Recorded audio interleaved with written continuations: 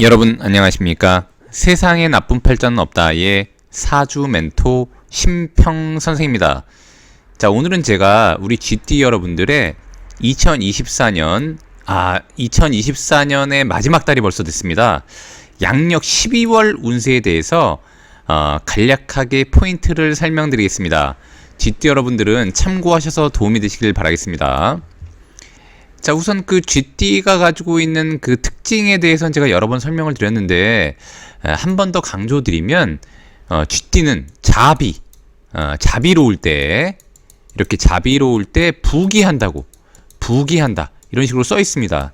그래서 원칙적으로는 자비라고 하는 것을 굉장히 그 어려운 개념으로 볼 수 있는데, 사실은 하늘 위에 하늘이 있듯이 내가 아무리 어려워도 나보다 더 어려운 사람은 있기 마련입니다. 그래서 실제로 조사에 의하면, 제가 지금 어디서 봤는지 정확히 기억이 안 나는데 그 뉴스에서 본 걸로 기억이 나는데, 자기가 물을 쓰고 싶을 때 마음대로 쓸 수 있다면 이 세상 사람들 중에 상중하가 있으면, 이렇게 상중하가 있다, 상중하, 그러니까 삶의 수준에 이렇게 상중하가 있을 때 상에 속하는 겁니다. 상에. 결국엔 뭐냐면, 이제 자기가 물을 쓰고 싶어도 제대로 못 쓰는 인구들이 그만큼 많다는 것을 얘기하는 것이니까, 물론 이제 물을 쓰는 것 자체가 그 사람의 행복을 가늠하는 지름길이 되는 것은 아니지만, 어쨌거나 인생에 있어서 나보다는 항상 못한 사람이 있는 것이죠. 마찬가지로 나보다 항상 잘난 사람과 더 잘 사는 사람이 있게 마련입니다. 그래서 너무 본인 상황이 안 좋다고 해서 굉장한 자괴감을 느낄 필요가 없고, 아무리 잘 나간다고 하더라도 너무 붕 뜨는 것도 좋지 않죠. 그래서 항상 이렇게 중을 유지하는 게 굉장히 중요합니다. 자, 그런데 현실은 그렇지가 않기 때문에, 저도 마찬가지로 실제 인생 사는 데 있어서 돈이 없으면 굉장히 불행한 삶을 살게 되는데, 여기서 자비라고 하는 것은 내가 뭐 많을 때 베풀고 그런 의미가 아니라 그냥 이타심을 갖는 정도로 생각하시면 되고, 만약 길을 가다가 뭐 할머니가 약간 불편한 기색이 보여서 뭐 짐을 잠깐 들어드리고 싶다, 그러면은 그 짐을 드리는 것 자체, 이것도 자비로움이죠.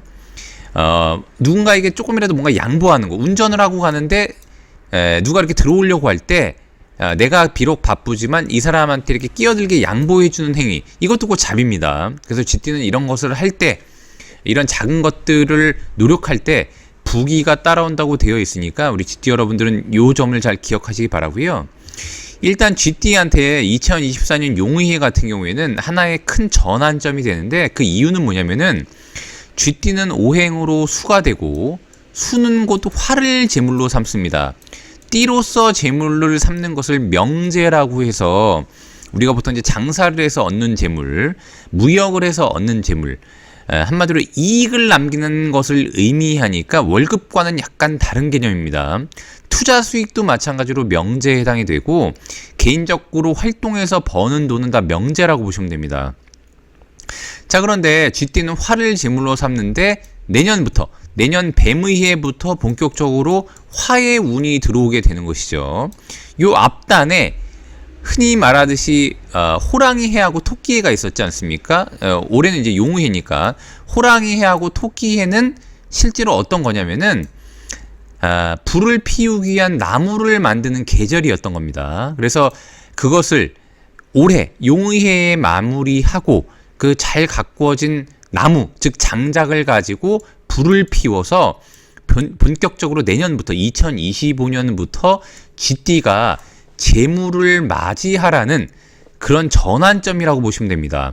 자, 그럼 그런 전환점인데, 이 용의해라고 하는 것은 뱀의 해와 여기도 나와있지만 삼합을 만들게 됩니다. 명관이자 삼합이니까, 관이라고 하는 것은 조직을 의미하기도 하고, 우리가 보통 조직적이다 이런 말 쓰지 않습니까? 그러니까 시스템을 의미하기도 하고, 내가 만들어 놓은 규칙 같은 것을 의미하기도 합니다.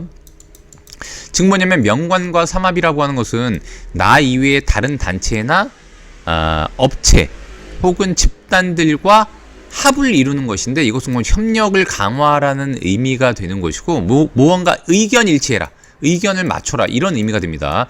독단적으로 행동하지 말고 협력하거나 도움을 구해서 의견을 일치시켜라, 뭐 이런 의미가 됩니다.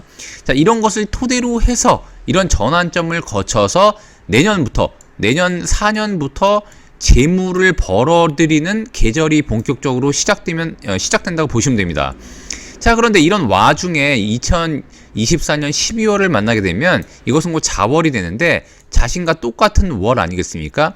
그래서 몇 가지 현상이 일어나는데 첫 번째는 뭐냐면 본인이 누군가와 협력 관계나 합의를 이루거나 의견 일치가 잘 이루어지지 않았다면 12월에 이루면 된다는 것을 의미하고요.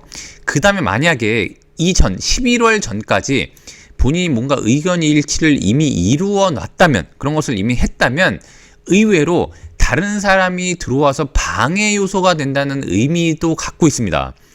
또한 어떤 의미가 있냐면은 누군가가 내가 뭔가를 하지 않았는데 나와 유사한 사람이 개입해서 자신과 합을 이루도록 도와준다, 이런 의미도 있는 겁니다. 그래서 이것은 같은 쥐띠인데 왜 다르냐면은 띠라고 하는 것은 제가 누누이 강조했지만 연월 일시 중에 연의 한 글자만을 의미하기 때문에 나머지 7글자가 있는 것이죠. 그래서 7글자에 따라서 좀 달라지게 되는 것입니다. 좀 더 이런 것을 정밀히 분석하고 싶다면 뭐 저한테 상담을 의뢰하시면은 제가 이제 상담을 진행하면 좀 더 정밀하게 분석할 수가 있는 것이고요. 자, 그래서 쥐띠 같은 경우에는 올해가 더군다나 이제 수의 계절입니다. 수라고 하는 것은 11월부터 해월부터 수의 계절이 시작되는데 이거 다 수입니다. 수. 근데 이 수라고 하는 것은 뭐냐면은 나무를 키우는 거죠. 즉 쥐띠한테는 불이 곧 돈인데 불을 피우려면 장작이 필요한데 이 장작, 나무를 키우려면 물이 필요한 거죠. 그래서 즉 물을 대서 나무를 키운 이후에 본격적으로 인월, 양력 내년 2월이 되면은 인월이 시작되는데 이때부터 불의 계절이 되면서 나무가 굉장히 왕성한 시점이 됩니다. 그래서 즉 쥐띠한테는 내년 2월부터 불을 지펴서 돈을 벌 수 있는 그런 환경이 마련된다고 볼 수 있는데, 즉 그 불을 지피는 나무를 마련하는 11월, 12월, 올해 12월은 물을 본격적으로 대서 나무를 아주 왕성하게 키우는 월이 되는 겁니다. 자, 그런 이후에 축월에 그것을 마무리하고 인월부터 실제로 그 나무를 베서 불을 떼는 준비를 하는 계절로 들어간다고 보시면 됩니다. 자, 그러니까 쥐띠 같은 경우에는 자기를 드러내는 월이기도 하고요. 누군가와 협력을 강화하기도 좋고 누군가의 도움을 받기도 좋고, 다만 주의해야 될 것은 뭐냐면은 자기가 이뤄놨던 것을 다른 사람이 와서 방해할 수 있는 인자가 있기 때문에 이런 것들을 준비하고 조심하는 게 좋습니다. 더군다나 장성이라고 하는 것은 나의 모습을 본격적으로 드러내는 그런 그 계절을 의미하기도 하기 때문에 잘 준비가 되어 왔다면 실제로 자기를 한 번쯤 드러내는 것도 나쁘진 않습니다.